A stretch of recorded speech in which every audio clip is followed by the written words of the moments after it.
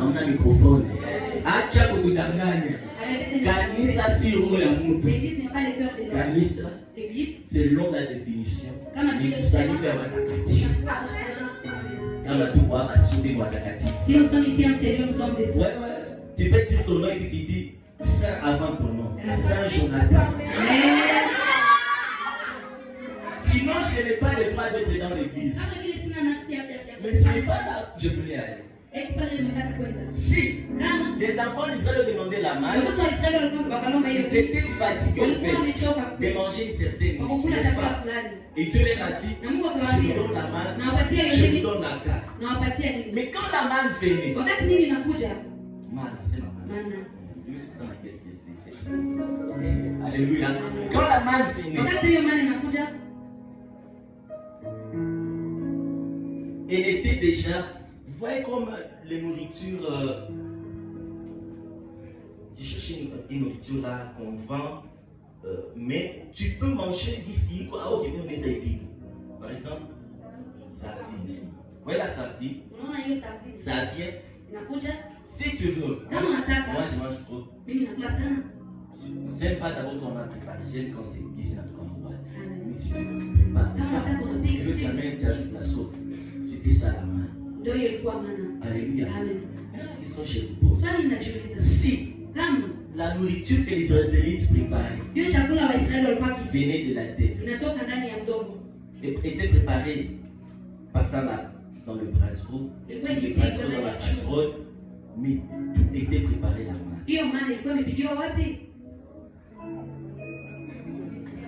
Hein? Ça se cuisine en nous. Comment on cuisine à quoi nous? Mko bambula, mbinguni bambule kwani. J'ai pris un petit téléphone ici pour m'aider. Prends aussi mon téléphone. Aligne la torche. Et puis ouvre ta Bible. Éclaire un peu bien. Deutéronome 8. Éclaire bien. Parce qu'il y a quelque chose qui t'échappe ici. Il faut bien éclairer pour bien voir. À la lumière de l'écriture. Alléluia. On peut y aller. Je vais te faire voir. Et comme le petit docteur avance, la chaîne va rentrer l'esprit, je vais faire l'incision. Écoute le verset 3 qui dit: il t'a humilié, n'est-ce pas? Il t'a fait souffrir de la faim. Hein? Il t'a nourri. C'est pas un problème. Que tu ne connaissais pas et que n'avais pas connu tes pères, afin de t'apprendre que l'homme ne vit pas de pain seulement, mais que l'homme vit de tout ce qui sort de la bouche de l'Éternel. Est-ce que tu es clair bien?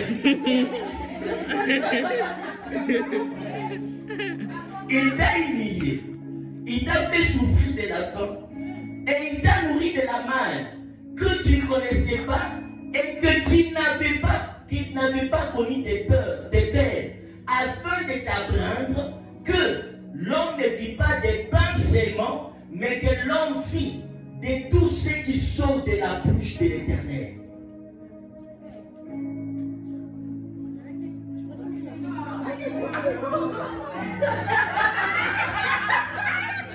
C'est-à-dire, la manne n'est pas un gars. La manne, c'est une nourriture qui ne trouve pas ses ingrédients sur la terre.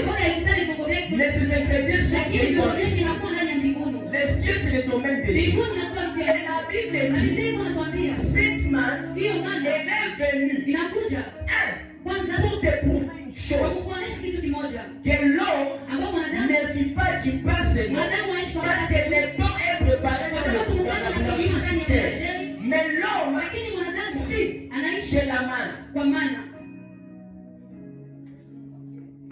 L'homme vit de la manne. Mais d'où vient la manne? De la bouche de l'Éternel. C'est-à-dire, la manne, c'est le fourmi de Dieu.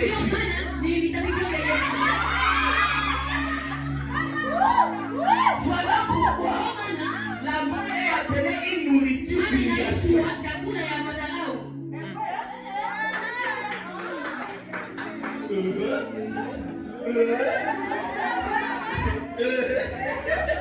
Quand ils sont entrés à Canaan, Dieu a arrêté de vomir. commencé à produire, la manne a cessé. Les enfants de Dieu n'étaient plus humiliés pour manger. Parce qu'ils mangeaient la nourriture de la terre. Mais ici, la manne venait de la bouche de Dieu. C'est-à-dire Dieu parlait. La manne sortait. Et comme c'était un mélange qui venait du ventre, difficile de distinguer qu'est-ce qui est farine, qu'est-ce qui est miel. Les enfants d'Israël mangeaient et puis ils disaient, c'est comme un pain au goût du miel. Ce n'est pas un pain, mais la main a un peu le goût du pain.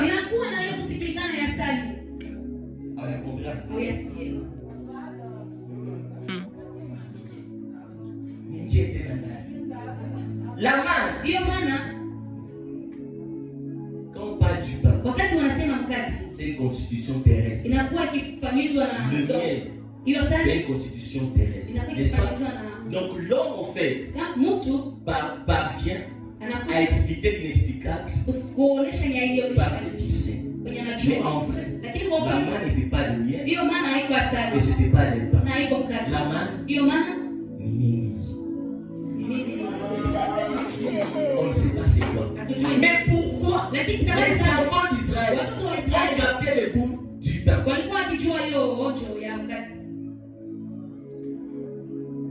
ne comprenez pas. Parce que le pain, c'est la parole.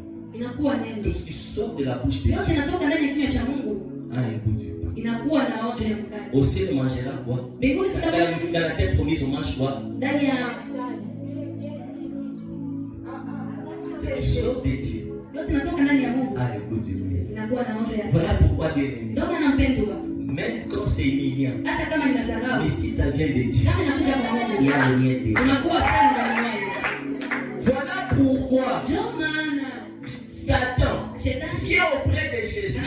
Il lui dit, si tu es fils de Dieu, transforme cette pierre en pain.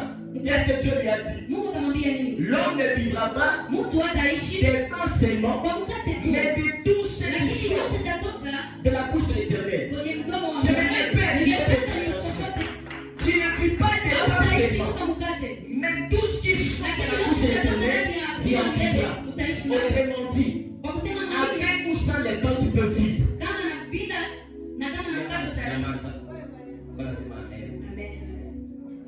Avec ou sans les pains, tu peux vivre. Mais sans la parole de Dieu, il n'y a pas de vie.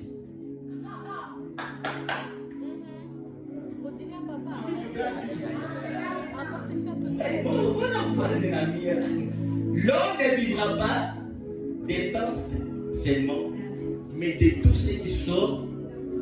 Qu'est-ce qui sort de la bouche de l'Éternel? La parole, la main. Alléluia. Avec ou sans les pains, tu peux vivre. Il y a des gens comme moi, je n'aime pas les pains. Moi aussi. Mais je vis, tu vis. Mais de tout ce qui sort de la bouche de l'Éternel, tu dois dépendre. Les jours où tu arrêtes de dépendre de ce qui sort de la bouche de Dieu, tu meurs. La question que j'aimerais te poser pour finir. Qu'est-ce qui sort de la bouche de Dieu? La parole. La parole. C'est qui sort de la bouche de Dieu. Mais quelle est cette parole?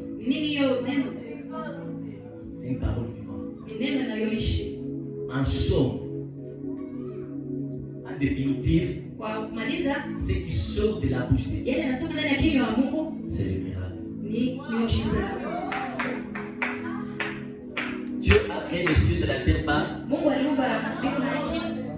Comment tu expliques cette création? C'est un miracle. Quand c'est inexplicable, c'est un miracle. La salle est sortie de ton mot par.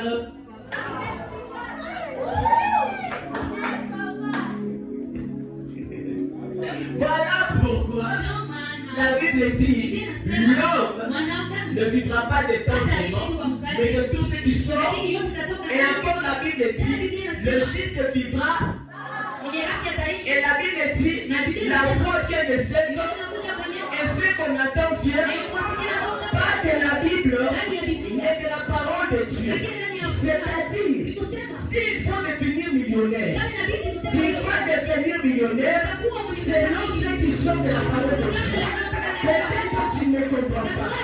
Il y a les sacrifices, il y a le travail, il y a les efforts.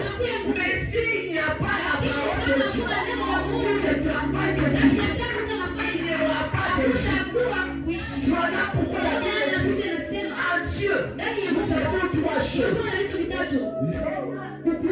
La vie et le... Non. Tu peux avoir un travail, mais si tu n'as pas ton parole, ton travail n'existe pas. Tu peux avoir un travail, tu peux avoir un ministère, mais si Dieu n'a pas ton parole, ton ministère n'a pas de vie. Voilà pourquoi il y a beaucoup de gens qui ont une vie, mais une vie morte. Il y a beaucoup de gens qui ont des ministères, mais des ministères morts. Voilà pourquoi ils m'ont dit, Seigneur, je n'ai pas besoin que tu te déplaces, j'ai besoin d'une chose. Dis seulement un mot. Parce que ceux qui sont de la bouche de Dieu produisent des inexplicables. La Bible dit, c'est par la parole que Dieu a donné le ciel et la terre. Par la parole de Dieu, les enfants d'Israël ont mangé la manne. En somme, la manne n'est pas une nourriture, mais la manne, c'est un miracle produit par la parole de Dieu. Tu manges, même quand tu ne sais pas ce que tu manges. J'aime bien Dieu, parce qu'il peut faire le miracle. Et quand il fait le miracle, tu n'as pas besoin d'expliquer. Quand quelqu'un parvient à expliquer le miracle, c'est que c'est le pire miracle. Les gens posent à l'aveugle dans Jean 9. Explique-nous comment tu es guéri. Ils disent, je ne sais pas. L'homme qu'on appelle Jésus m'a appelé, il a pris l'amour, il a mélangé avec la salive, il m'a mis sur les yeux, il m'a demandé d'aller me laver et recevoir reçu. Le reste, je ne sais pas. Comment ton ministère monte, je ne sais pas. Tu prophétises comment, je ne sais pas. Tu fais quoi pour trouver des révélations, je ne sais pas. Tu fais quoi pour ne pas mourir quand on t'empoisonne, je ne sais pas. Tu fais quoi même quand il y a des sorciers qui t'entourent. Tu sais que je ne sais pas.